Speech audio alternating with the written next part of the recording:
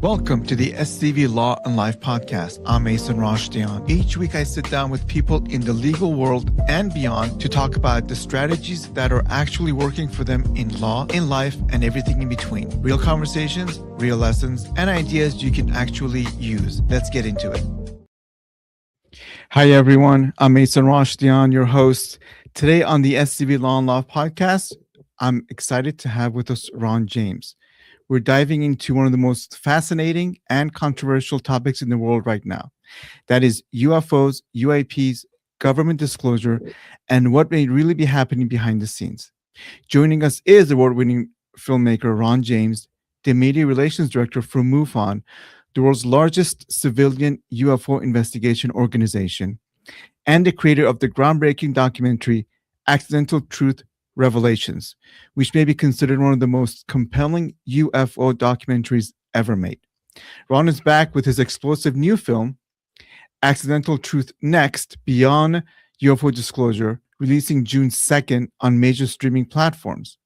Today, we'll discuss the current state of UFO disclosure, what's happening inside Congress. We're going to discuss the missing UFO scientists. We may dive into Steven Spielberg's upcoming film disclosure date, and why sightings and reports seem to be increasing across the globe. Ron, welcome to the show.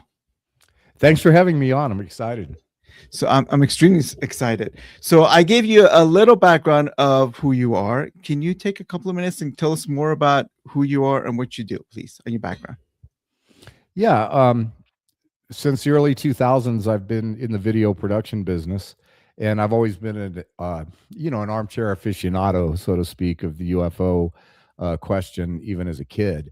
In about 2006, my company was hired by Stephen Bassett at Paradigm Research Group to go to Washington, D.C. and film and live stream his X conference, and later the Citizen Hearing on Disclosure and other things that him and I did together. And it was at that time that I got to meet all of these people that I'd been watching on TV my whole life. You know, Stanton Friedman was there, and there's Nick Pope, and there's Richard Dolan, and there's George Knapp, and Dr. Edgar Mitchell, the astronaut. And I'm hanging out with these guys all of a sudden. And I started getting to know some of these people, and I realized how dedicated they were to trying to get out the truth to the people. And so I started making productions around the UFO topic, and I also cover life after death and the whole nature of reality in the subject matter in my films. But yeah, that's what did it for me, was to meet the people and understand how important the cause was. Okay. And I know you're affiliated with MUFON. And for people who may not know, MUFON stands for Mutual UFO Network. And how long has it been around? It's been around since 1955. Or I'm sorry, it's in its 60th year. So that makes it, I forgot the year it was. About 65. Yeah, it was around then. MUFON was formed right after Project Blue Book closed down. And it was a group of civilians. It originally was a few different UFO groups around the country. But what people don't know, unless they're really studying history, is that the UFO topic was huge back in the 50s and 60s. It was as big, if not bigger, than it is today. There were all kinds of books written. There was all kinds of documentaries made, TV shows. Members of the military were coming forward saying there's things in the sky we can't identify. Basically what we're seeing today is a repeat performance of something we saw years ago. And so MUFON was formed at the closing of Project Blue Book. The Air Force literally gave the MUFON people their training guides for how to document these cases. And so from a civilian perspective, MUFON kind of took over that work and built an organization, the only one even today, that literally has field investigators who have been trained all over the world to go and actually do real investigations of worthy UFO reports. And so all these years later, we've got nearly 200,000 cases in our files. We have been working directly with Congress for years now, behind the scenes and quietly, to move the UFO disclosure movement forward in the political process. And anybody that really wants to be part of an organization that's really making a difference should consider, maybe joining MUFON. You could be a field investigator if you want, or you could just hang out and go to cool events and talk to other people that have similar views. So yeah, MUFON is still today the oldest, largest, and I think one of the best. It's the only one that's actually doing work. There's a lot of organizations that are just trying to collect UFO reports, but we don't really. They're not sending out investigators. So MUFON's it still to this day. Right. That is awesome. That is awesome. So, Accidental Truth Revelations. When did you start working on that project, and what was your purpose behind that one? Well, I've made several UFO TV, web series and TV shows around the UFO topic, and I did the Disclosure Dialogues in 2012 that won a bunch of awards. It was one of the very first disclosure documentaries that was out there, and I interviewed Lou Elizondo in 2018, I think, and he said some things in that interview that I found very compelling, and so I was going to build the whole film just around the information that I had on Lou Elizondo, but as the project evolved, it just got bigger and bigger. And the kind of underlying theme in this movie is that people that I was interviewing would say things that they didn't really mean to say. And so it starts off, an accidental truth is what happens when something is said or inferred or revealed that they didn't want you to know. And so that's where I kind of got the name. And I guess it's not an original name. I thought it up, but you know how that works. But yeah, so Accidental Truth UFO Revelations contains a lot of information where people that are supposed to be keeping secrets, there's many times in the film where they slip up and they let something go. And hence the title. It won 28 film festival awards. It's been seen by millions of people all over the world. And, I'm really proud of it and proud to have done it. People can watch it now on YouTube for free. And since the new one's coming out, I encourage you to do it. And so now I'm on to the next one. Matthew Modine is back as the narrator.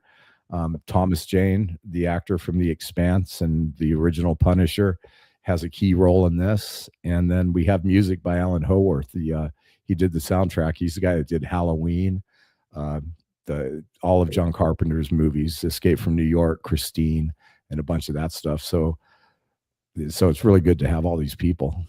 Yeah, I know it was released in 2023, and you won a first ever Parapod Awards in 2023 for this film, right? I did, and it's really funny. In the new film, we show me receiving that award, and I'm like, because it's a really cool looking award. It looks like an alien. And I told the audience, I said, Accidental Truth has won a bunch of awards. It's not even out yet, but this is the one I really wanted.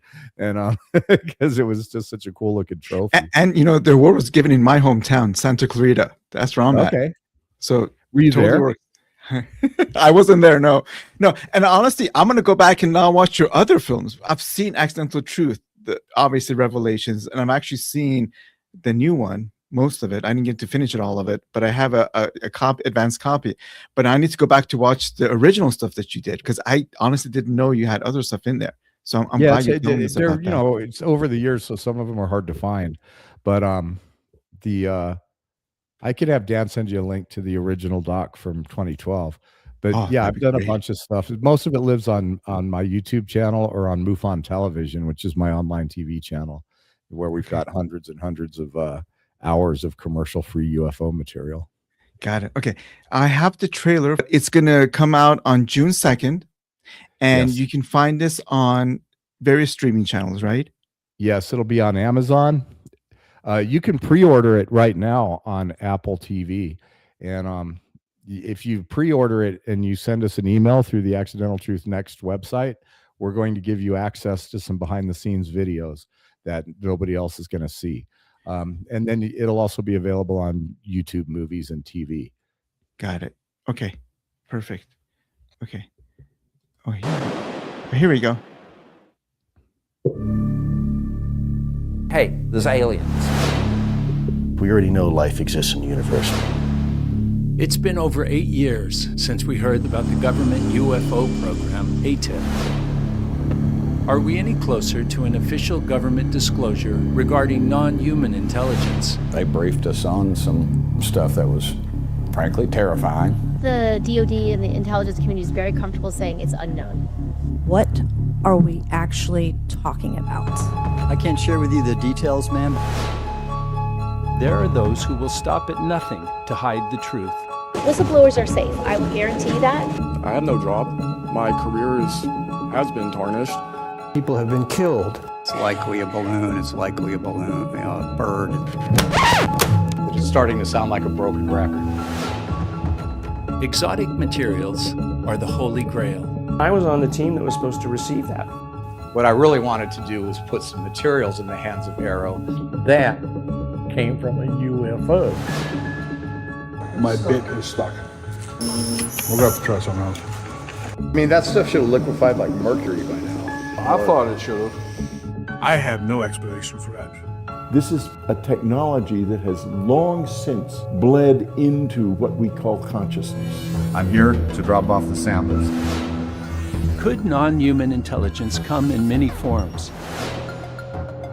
Our historical timeline has been interrupted by an alien intelligence. There is a variety of life forms. From the earliest times, we've had writings of people interacting with non-human intelligence. People have accepted these things as real.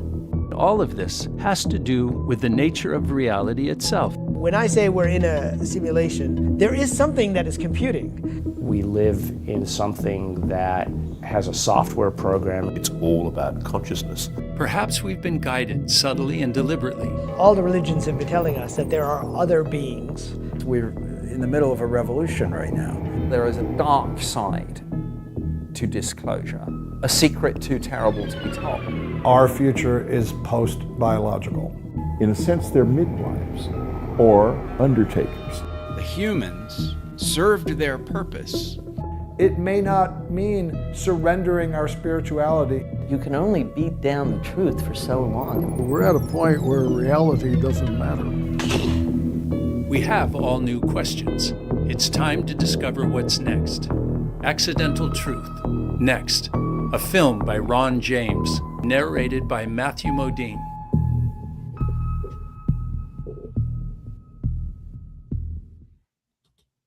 There you go.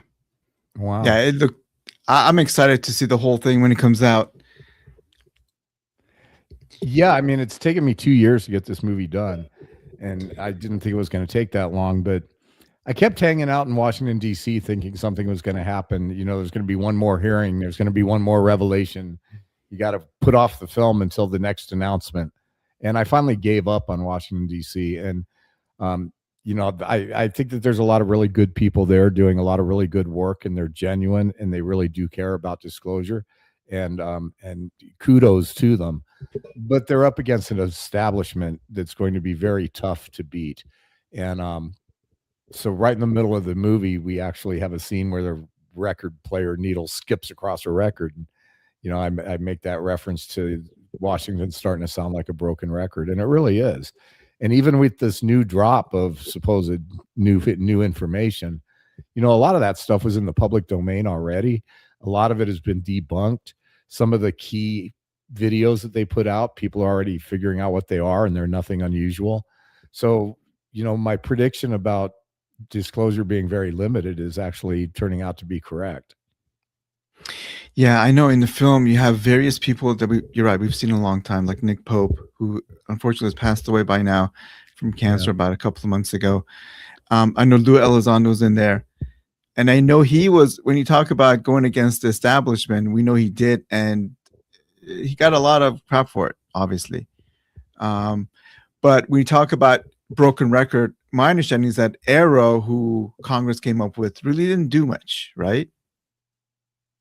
That was one of the ones with Gillibrand. Yeah, you know, we really take a little bit of a dive into AARO, and it seems like they were just set up to be another disinformation group. You know, we had this happen before. We had the Robertson panel, which was, and even Project Blue Book. You know, in the first movie we interview J. Allen Hynek's son, who grew up with Project Blue Book, talking about how, you know, the whole thing was just a whitewash. It was, let's go find these things, let's figure out a way to debunk them, and let's tell the public it's nothing. And then we had the Robertson panel that gathered. Their conclusion was already made before they even met. You know, it was already designated what they were going to say. So that was a dog and pony show. And then we got AARO, and, you know, I interviewed Kirsten Gillibrand, And she really believes that, at least at the time, that AARO was the way to affect change in government. But it just turned out to be, another whitewash of everything. We had Sean Kirkpatrick, who really behaved like he was bored of the whole topic. He is a scientist, but he's also a veteran intelligence guy, so he knows how to run an op. And in the new movie, we plenty of people come forward talking about how they went to AARO and they were either dismissed, or AARO did not act on their information, or they actually got in trouble for showing up and trying to tell the truth. So yeah, we have another organization that really didn't do what it was supposed to do, and probably did more harm than good. Have you seen Congress move in any direction toward disclosure in the past few years, or is it still the same whitewash that we're getting? Well, look, here's how this has evolved, and it's very interesting, and I can illustrate a point. When we got the stuff in 2017, that's what I call the new age, the age of the new narrative. We can just say that started with Lou and Chris and excuse me, the Tic Tacs coming out. So we had that, and then a lot of people in Congress were really rabid. Oh, we're going to get to the truth. I'm going to go for this. This is going to be one of my main causes. Marco Rubio was leading the fray. Andre Carson was kind of involved, although he kind of floated the new narrative at the hearing. And that new narrative is, hey, we quit studying the stuff at the end of Blue Book, and there's nothing to see here. We haven't been reverse engineering spacecraft. What are you talking about, right? So the whole whitewash of the history, for a variety of reasons, is the story they're trying to make us believe. So we had these Congress people come out that were really into it. Obviously Tim Burchett was the leading guy. He literally put his whole political fortunes on the line to embrace this topic, and I guess he does a great job also as being the representative for his district. But the UFO thing has been the sword he carries. In the beginning, it was all, it's a big cover up, the government, blah, blah, blah, blah, blah. But I really want to get disclosure. But here's what happened, Mason, that people don't understand. In the very beginning, somebody who's in the know, somebody who works in a program, somebody top secret at the Pentagon, CIA, they could go into Tim Burchett's office, but he did not have the security clearance for them to really be able to tell him anything. So these guys they're meeting with all these people, but they're not getting any information because they're not cleared. So a lot of people are like, well, how come he can't just get these people to tell him what's going on? And that's why, because you have to have the clearances to hear the info. So that's how it started. They would hear, they'd get, secondhand stories, but nobody walked in there with classified material and dropped it on their desk and said, this is what's going on. But now we're almost 10 years later, and these people have had time to get their clearances. And many of them did, including Tim Burchett. And so now he's in a position where he can hear this stuff. So that's why you hear more often, well, I was in a skiff. Because he is getting briefed at a higher level. Now, whether he's being told the whole truth about the topic by inside government, I highly doubt, but he's being told things that he wasn't told before. So unfortunately, when that happens, you now become one of the people keeping the secrets instead of one of the people trying to expose the secrets. And so the rhetoric coming out of people in DC went from, we're going to get to the bottom of this, we're going to rally for the truth, the people deserve the truth, has now evolved into the same old, well, I was briefed and I can't discuss what I was told. So it's like I told these people when I talk to them, people that know what's going on in the field, I'm like, don't tell me if you don't want it in my next film, because I'm not going to carry the burden of your secret. And now we have a bunch of people in Congress that are carrying the burden of the secret. And so now they've become part of the process and the narrative. I know in the film, we do see a lot of the former intelligence officers or pilots testifying before Congress. Do you know how many actually have approached Congress with this issue? Has it been more than 5 or 6 I've seen? Oh yeah, there's been a steady parade of military pilots and witnesses and intel people through meetings in Washington, D.C. I know, MUFON alone has briefed, we've had 300 meetings with members of Congress and their staff. And what we're able to do that other people inside government are not able to do is that, we've come across our information fair and square. We've dug things up. We've done investigations. We can report on this stuff without the constraints of, oh, that's classified. So I was able to go in and just tell Congressman Burchett way back at the beginning of this, I think it was 2022, look, Tim, I don't know what you're hearing from these other people, but this is what's going on. And we covered everything from Roswell forward and all of the lies. And people wonder if the politicians are hearing the story from the independent UFO community. So not only did I put it in the new film that, yes, they are being told, I recorded the conversation with Mr. Burchett, and the audience is going to get to see that, yes, independent UFO investigator walks into Congress and tells them what's going on. And so they know. And that was really cool and very important. But yeah, we're getting a steady stream of witnesses through there constantly. Okay. Before Senator Harry Reid passed, did you ever get a chance to talk to him about this? I did not. I really regret that. I wanted to be involved in that conversation. I didn't get very far in Las Vegas. I tried to get Robert Bigelow. I tried to get Harry Reid before he went. James Fox got him, so that was good. At least somebody did, right? But yeah, that whole thing, and it's been a big mystery to me. And we finally solved the mystery in the new Accidental Truth movie as to what was going on with Bigelow Aerospace, his program, and these materials that he was supposed to get. In the first movie, we're trying to get to the bottom of whether or not Robert Bigelow got those materials. And there's a scene in the movie where it looks like he's lying about at least having seen the materials. And so I've always been of the mind that he probably did receive these materials inside Bigelow Aerospace and just wasn't saying that it was true. But in the hearings, thanks to us, we were in the back of the room texting questions in real time to the congressman to ask. He asked Lou Elizondo about the materials in Lockheed Martin, and Lou finally accidentally spilled the beans that, yes, it was Lockheed Martin that had materials that they've had for some time, that these were the materials that they were supposed to be transferring to Bigelow Aerospace for further research. And yes, the CIA or one of the intelligence agencies blocked the transfer. And so those materials never got to Bigelow Aerospace.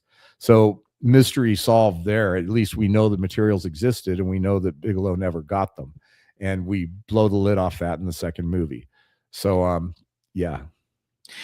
I know Bigelow used to own Skinwalker Ranch, and he's never said anything to the new crew when they took it over after it was purchased by Brandon Fugel, I believe. Yeah. So it's the same exact thing. The only thing I've ever seen Bigelow talk to is George Knapp and the interviews. I don't think he's ever talked to anybody else. So yeah, he's very hush-hush about what he has and what he doesn't have. It's interesting. I wish it wasn't that way, but Robert Bigelow's information is his, and Right. And that includes all of the research with the OSOP program. It includes all of the stuff that happened at Skinwalker Ranch. I'm pretty sure there was, as the ranch changed hands, there was some kind of exchange of information. But the files from Skinwalker Ranch are vaulted at Bigelow Aerospace, and they are full of amazing things that happened over those years. The whole story behind that, the government, there was a time when under Robert Bigelow that place was crawling with everything from government scientists to special forces guys. It was a hotbed of activity.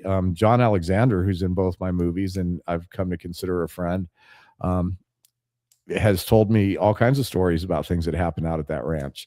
That when they did the transfer to the new owners and made the TV show about it, this is another piece of organized disclosure. I was told by one of the stars of the show, like 4 years ago, that there's the remains of a spacecraft or technology inside that mesa. They already know what's there. I'm convinced.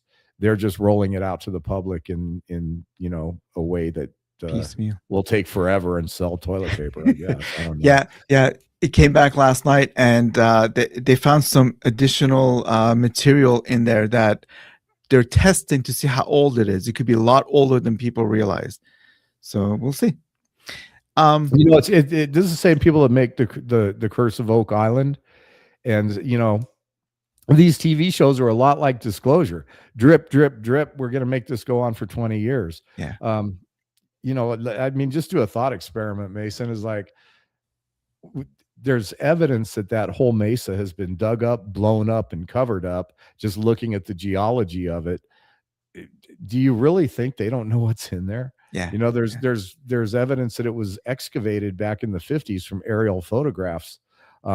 They found pieces of metal on the property with NASA stamped on them.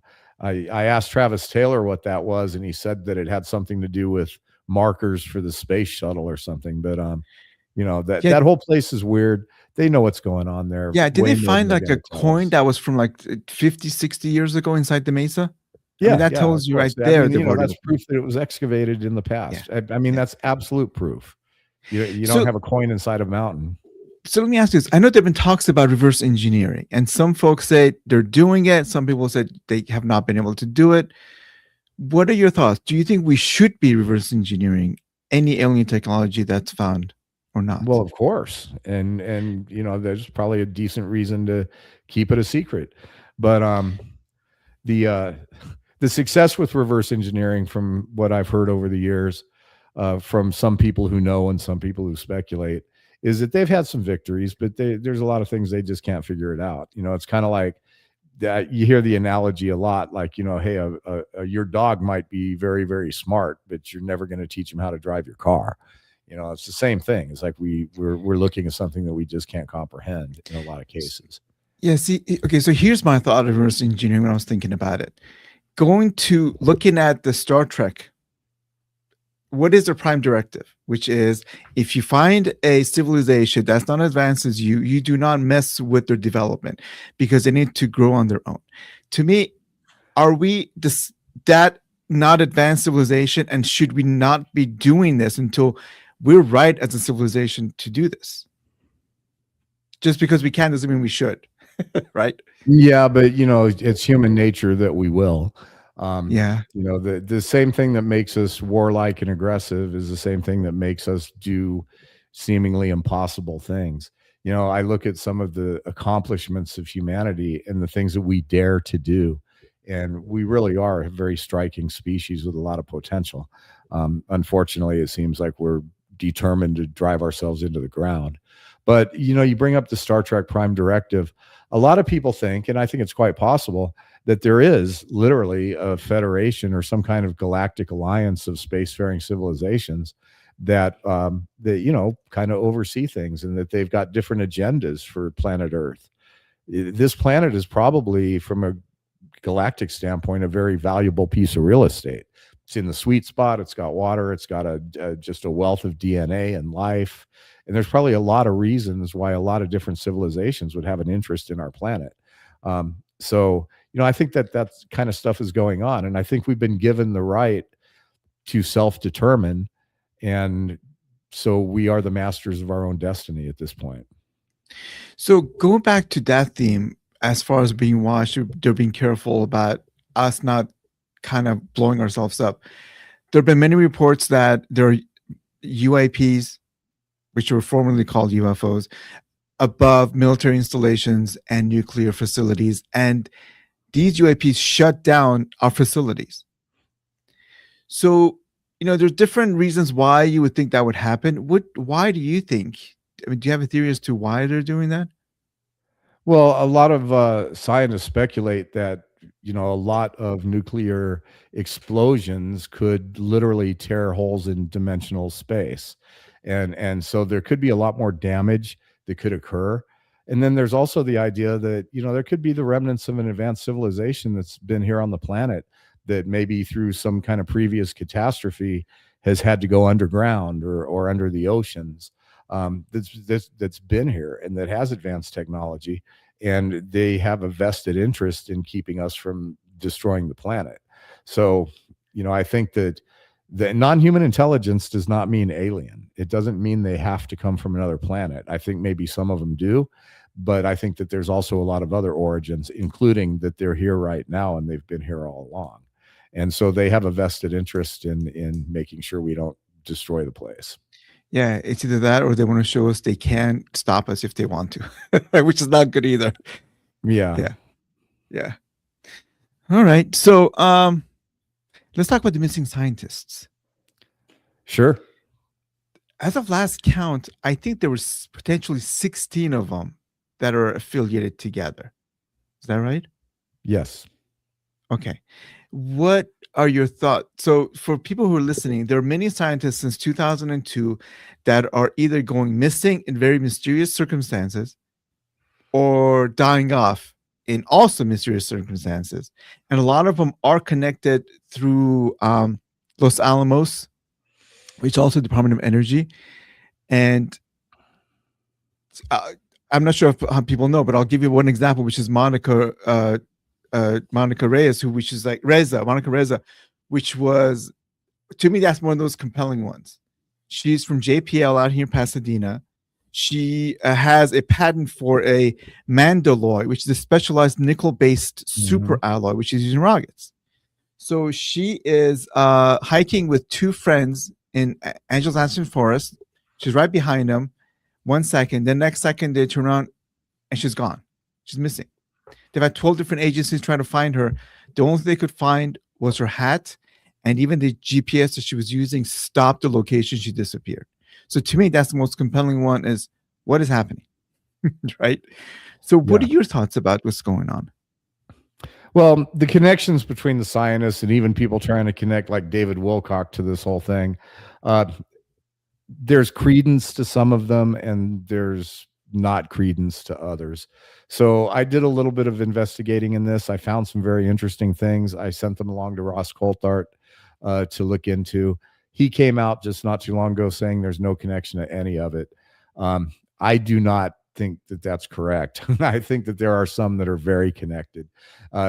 Specifically, we have General McCaslin. This is the guy that had the keys of the kingdom. If anybody knew what was going on at Wright-Patterson Air Force Base underground in the Blue Room, which we know existed, we know that Wright-Patterson has been the recipient of a whole lot of stuff, and this guy knew. And he was talking to Tom DeLonge.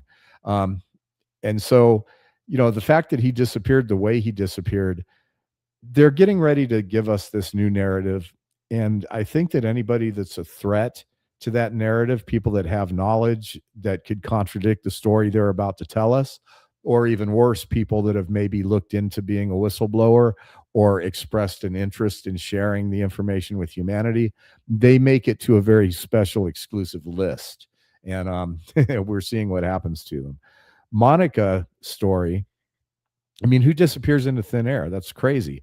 But if you look at what she did, this metal alloy that she developed was a shape-shifting, memory-retaining alloy. And where have we seen that? Well, we've heard stories of it coming from the Roswell crash. We've seen the material that we now call nitinol, which is a shape-shifting titanium-based memory-retaining alloy. We saw that come out, and basically the story of its origin is simply not true. And so it came out of Battelle Memorial Institute, who is under contract to process materials for Wright-Patterson Air Force Base right around the time of the Roswell crash. So there's a good amount of evidence that material came from this legendary material from this crash. Obviously, it's not definitive, but the circumstances line up. So here's a woman who's working with McCaslin. She's working in classified programs, and she comes up with a shape-shifting, memory-retaining alloy that is working in these rockets. And they're using them in rocket engines. And the reason that it's so helpful is because it literally it's metal that can heal itself pretty much. In the first movie, we put out a video of the stealth bomber literally sealing one of its openings in a way that we cannot explain. So anyway, she was involved in this metal alloy evolution. With materials that probably originated from, metamaterials that were recovered, and she probably knew it. So there's a connection with her and McCaslin. There's another scientist on the list. Bear with me, I have his name.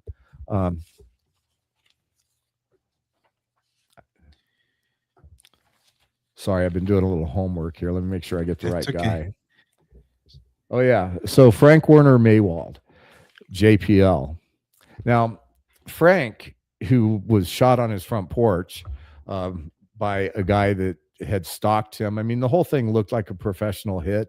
And then the guy, and I'm hoping I got the right person, the right facts. But the main fact about Frank is that he developed a terahertz sensor. Now, terahertz frequencies have long been rumored to be able to cancel gravity when alloys of magnesium and bismuth and other metals are exposed to terahertz frequencies. It's supposed to create a waveguide that can negate the effect of gravity.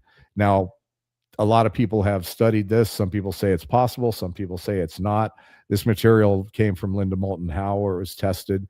I have a video of Travis Taylor way back in the 90s testing this material, and it's literally levitating when it's exposed to terahertz frequencies. So if you're developing a terahertz frequency sensor, what are you doing?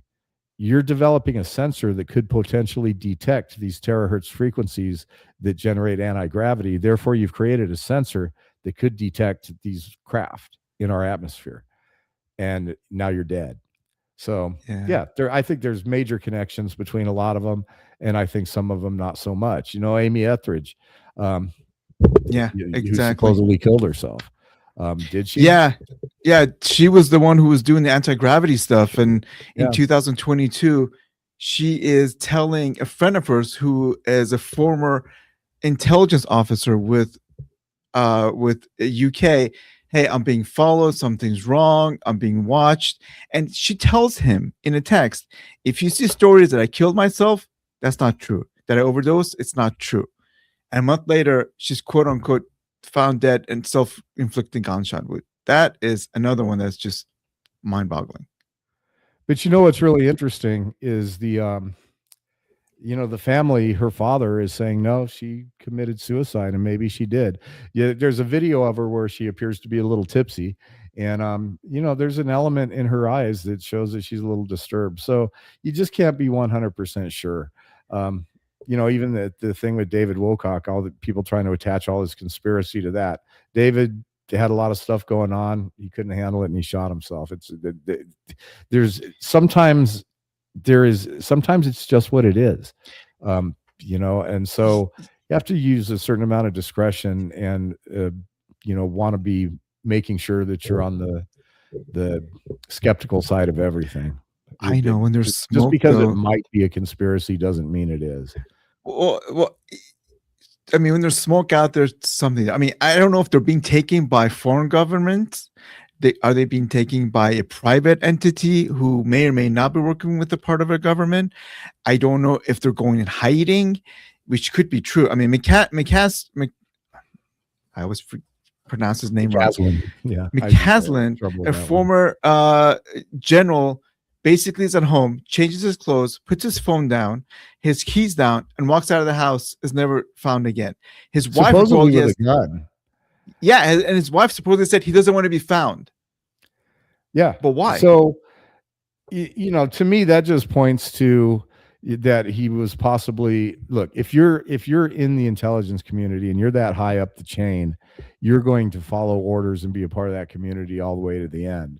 And if you get some secret instruction that says, hey, you know what, you know too much, you're starting to slip mentally, you need to go find a nice quiet cave and unalive yourself, you're going to follow that order. And, the one thing that really calls my attention to his case is there's a certain nonchalance about the way his wife is acting. She made some joke about maybe he was abducted by aliens, the statement about maybe he doesn't want to be found. She just doesn't seem like somebody who's freaking out too much. And so I don't know what's going on with that, but it's very suspicious. Yeah. Now, you talked about your first movie, Revelations, and you talked about the Blue Room in Wright-Patterson Air Force. I watched a lot of UFO shows. That is the first time I've ever heard anybody mention that. So there's a lot of new stuff in the show that you had that I've never heard before. Yeah, and that's the old movie. Yeah, people should see it. Yeah, we found evidence that there's always been rumors that there's an underground room at Wright-Patterson where they store all this stuff, and it had a nickname. They called it the Blue Room. And all of the FOIA requests and everything else trying to get to the bottom of it, John Greenwald did a lot. They finally found out that the Blue Room was supposedly filmed. And we were able to find out through Freedom of Information rabbit holes that there was a film of something called the Blue Room that was shot at Wright-Patterson Air Force Base. It was a project, and that film was supposedly destroyed. But we were at least able to verify that film existed. So Wright-Patterson, is that the one that eventually got the Roswell crash? Is that, or? Yeah, they got pieces of it. It got kind of distributed over a few different bases.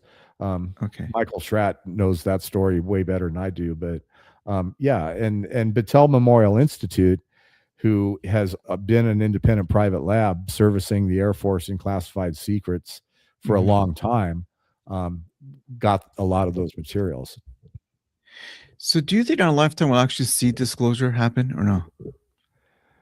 Some people will argue that it's already happened, and some people will argue that we're never going to get it. Depends on what you mean by disclosure. Is Donald Trump going to suddenly show up at a podium with a manila file folder full of pictures from Roswell and tell us the whole truth about everything, including the origins of these beings and how they connect to our spiritual past? In my opinion, that's never going to happen. We got a guy in the chat, Gray Owl. Shout out to Gray Owl. He's of the mind that, yes, we got to quit looking for government to give us the answers. And in the new film, we get to a point where we're done with government. We're going to have to start looking elsewhere. We can't put this puzzle piece together without looking at the esoteric, the experiencers, the whole nature of reality, the spiritual teachings of the past. We have to quit leaning on Washington, D.C. to get us the truth. They're just not going to do it in a way that's going to satisfy the.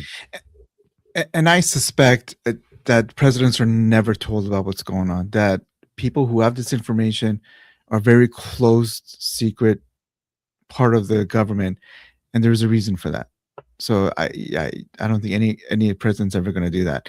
There is one story about, I think was it Eisenhower or was it Truman? Yeah. Was it Eisenhower who supposedly met with aliens in Palm Springs?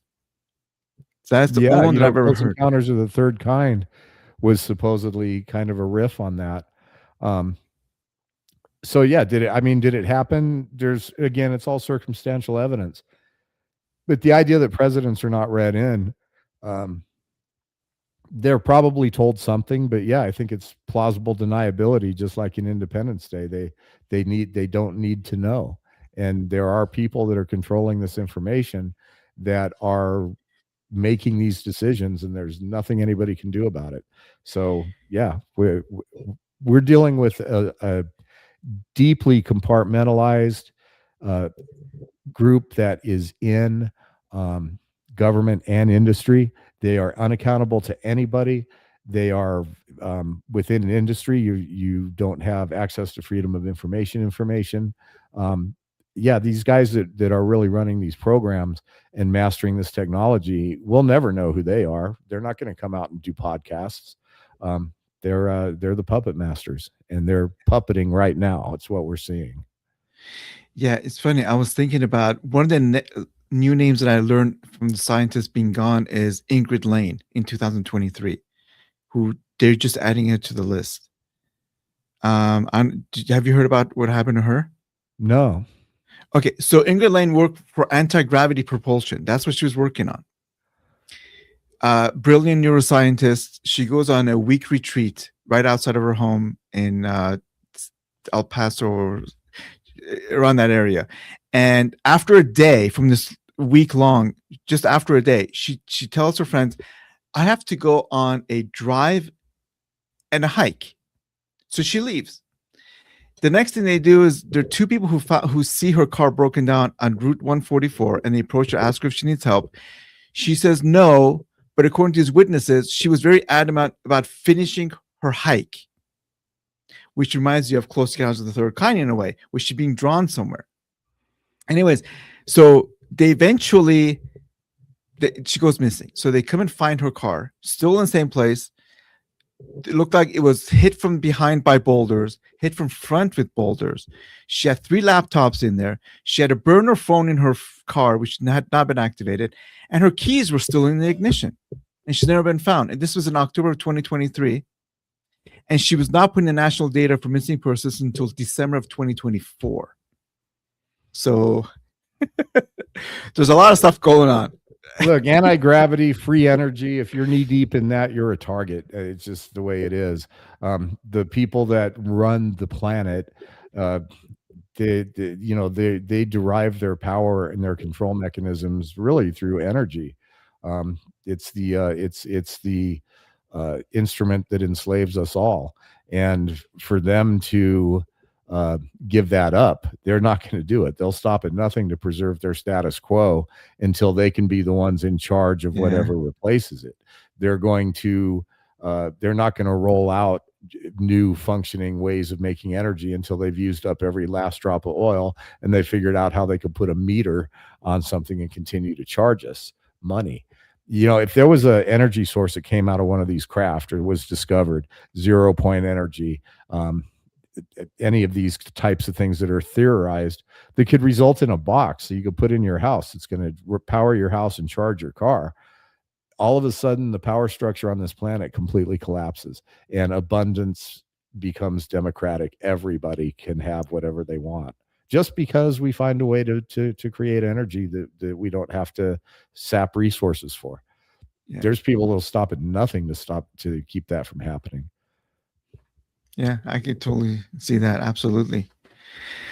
So I'm sure you've seen the trailer for new Spielberg's movie. Do you guys get an advanced copy of these movies or no? No, they're keeping a tight lid on that one. Yeah, no, but I don't think anybody has advanced copies of that. Look, I'm part of the Hollywood Disclosure Alliance. Our job is to try to make sure that filmmakers have a resource where they can get factual information. Obviously, Spielberg didn't call us. People think that this movie is going to be some kind of big revelation, and maybe it will be.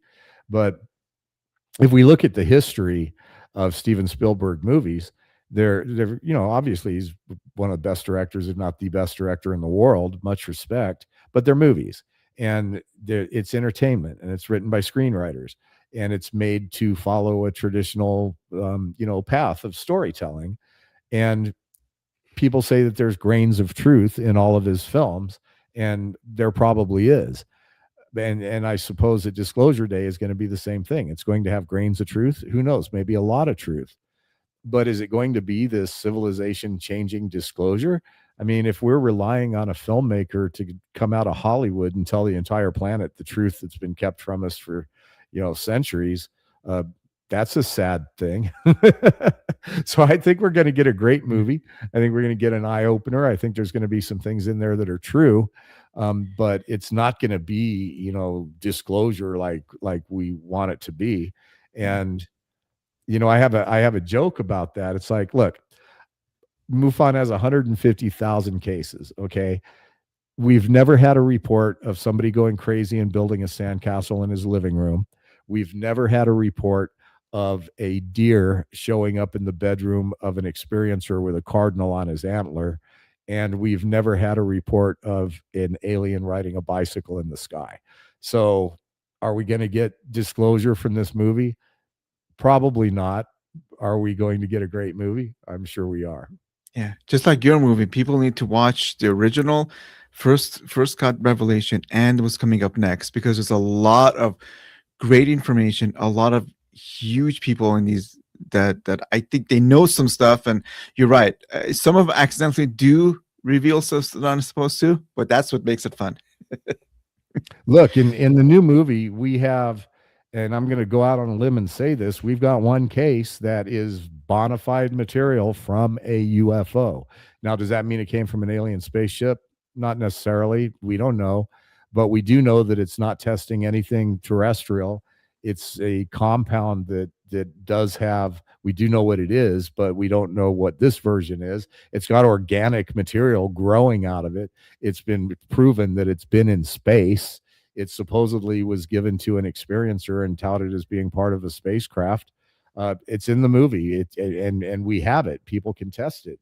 And then we have other material in the movie that we actually go and test, and I turn over to Congress. And this right here, probably not going to be in focus very well.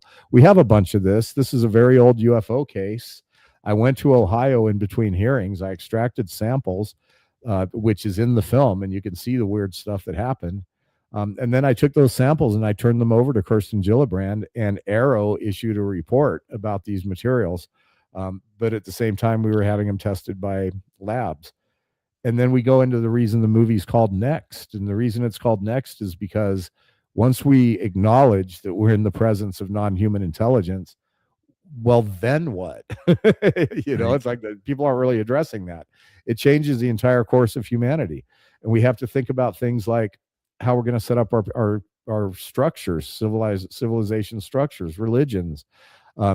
How does artificial intelligence play into this? How does the nature of reality and simulation theory play into this? How do the tales of the experiencers fit into this big puzzle? So, we're sitting here right now following Washington, D.C. around, hoping we're going to get, there's aliens.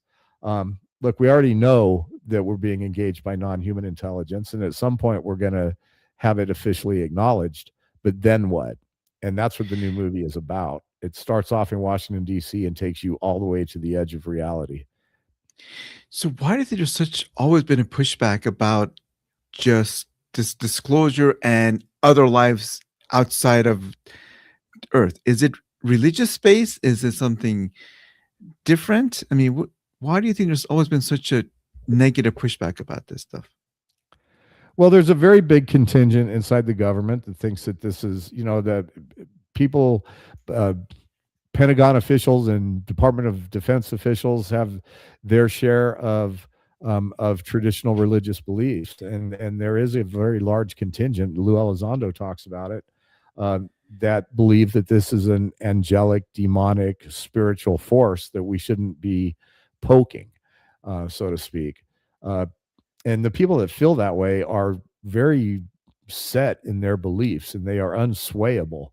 I wish they'd have a little bit more of an open mind, but the fact of the matter is they might be right, that what we have traditionally labeled as angels and demons and spiritual forces through our history and our teachings, that could be part of what we're seeing. I'm not convinced that it's all of what we're seeing, as other people are, but I'm not going to deny them the validity of their point.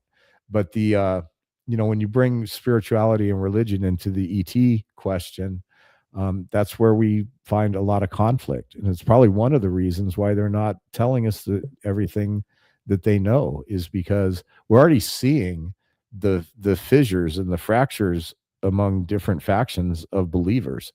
And with knowledge, it's just going to get worse. Okay. So UFO sightings around the world, has it gone up in recent years, or has it stayed the same? UFO sightings overall have gone up, but it's mostly because of mundane things. I'd like to be the Kool-Aid drinking guy that thinks everything in the sky is an alien, but I'm just not that person. MUFON is dedicated to the scientific understanding of UFOs for the benefit of humanity. That excludes us from wanting to be true believers and think that everything that blinks is an alien. 97% of all of the case reports that we get, we are able to explain. Every time SpaceX launches satellites, the phones light up, so to speak. Yeah, and we had that whole drone thing. A lot of people are seeing things in the sky. The orb type craft are pretty much the most common, and there's seeing those more and more. So it's possible that there's more things going on in the sky, and that these things are making themselves more and more apparent and more visible to people. But it's also possible that people are just paying more attention. So I know you talked about AI for a little bit. I think part of the problem, if I'm wrong, you tell me, is that now people can use AI to fake a lot of photos with UFOs. Have MUFON seen anything coming up like that? Yeah, but you can't run that stuff past us. We got the best photo and video analysis people in the world. You cannot create an AI image without having it completely embedded with certain metadata. If it's not an original image, to whatever image it ends up being will reveal that. The AI is not going to fool people that know what they're doing, and I don't think it's ever going to get to a point where it will, because it's obviously the origins of anything, be it an image. When you take a picture on your phone, it actually records the time of day. It records the geolocation of where that picture was taken. It records the settings on your camera. And if you take that image and you try to alter it in any way and then send it to MUFON or whatever, we can find out what you did in the data. It'll tell us that, hey, this image was opened up in Photoshop. These filters were applied. I mean, the images tell the story in code. And so, yeah, people, if you want to make an AI fake UFO video and throw it on YouTube and get views, sure, but you're not going to fool anybody that knows what they're doing. Yeah, that's what I like about MUFON. I know they're legitimate. I mean, there's a lot of other organizations out there, but MUFON is the only one that I really trust as far as making sure the investigation is done correctly.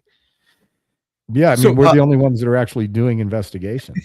There's Exactly. a lot of organizations out there, but we're the only ones that, if you have a really bona fide thing, we'll send people out with, if there's physical evidence, we'll collect it properly, we'll document it. We have our own laboratories. There's just nobody that does what MUFON does. Yeah.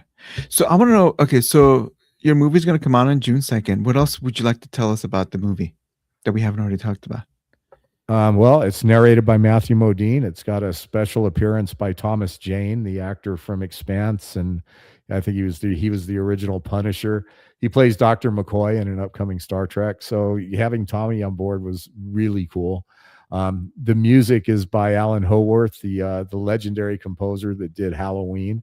There's it's really funny. There's an opening scene in the movie, and the piano comes up, and one of the people who's watching it goes, "Wow, that sounds kind of like the Halloween music." And I'm like, "Oh yeah, that's because that's the guy." So that's pretty funny. This movie is a grand adventure. It's fun to watch. It's different than anything else you've ever seen, and people are telling me that after it's over, they're thinking about it 3 days later. And yeah, it's a thought-provoking film. So I hope that people will look for it. Right now, you can pre-order it on Apple. Then it's going to be on Amazon and Apple and Google Play on June 2nd. And you can watch the original Accidental Truth free. The website is accidentaltruthnext.com. Go there, sign up for the newsletter. Yeah, I'm looking forward to June 2nd and see how the world reacts. Yeah, there's stuff in there it's amazing. You really go through Congress, you really talk to people who know their stuff. So it's definitely worth watch. And yes, I've seen a lot of UFO shows, but this one is by far the best out of the ones that I've seen, both of them. Yeah. Oh, that's quite a compliment, Mason. Thank you. Sure. It's a crowded field with a lot of talented people making films. So to even be able to swim in that same lake is a privilege. So what's next for you after this one? Are you going to work on another one? Well, I'm going to rest for a minute, I think. Okay. It's been literally 2 years of cloak and dagger. Really, there's been a lot of times when you get a little paranoid and you wonder if you're going to get in trouble. And this whole UFO thing, you just have to come to live with the understanding that you're probably under surveillance at all times. There's been times I've come home and things been moved around in my house, like they're letting me know that they can get to me. And that all sounds paranoid and silly, but it's real. Rather through my affiliation with MUFON or the fact that I'm making courageous films that's not afraid to poke the bear, so to speak. I live with the realization that I have no privacy. Everything I say or do is probably being watched or recorded or monitored. And that's just how you have to live. Okay. Well, then again, I'm even more thankful that you came here and talked to us today. So I hope everybody watches. Pre-order the new movie coming out, which is The Accidental Truth Next, Beyond UFO Disclosure. It's going to come out on June 2nd of this year, which is a couple of weeks away, or not even a week.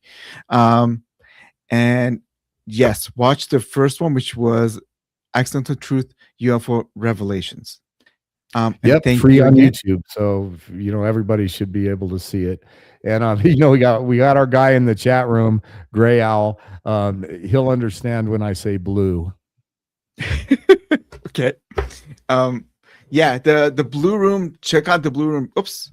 Because that is something that I had never heard of before, and I think it's awesome. Okay. Well, thank you so much, Ron, for being a guest with us today. I appreciate it. So hopefully we'll get to do this another time, maybe after the movie comes out, and talk about what's next for you. Hey, I'd love to come back on. We'll have a good idea. Okay.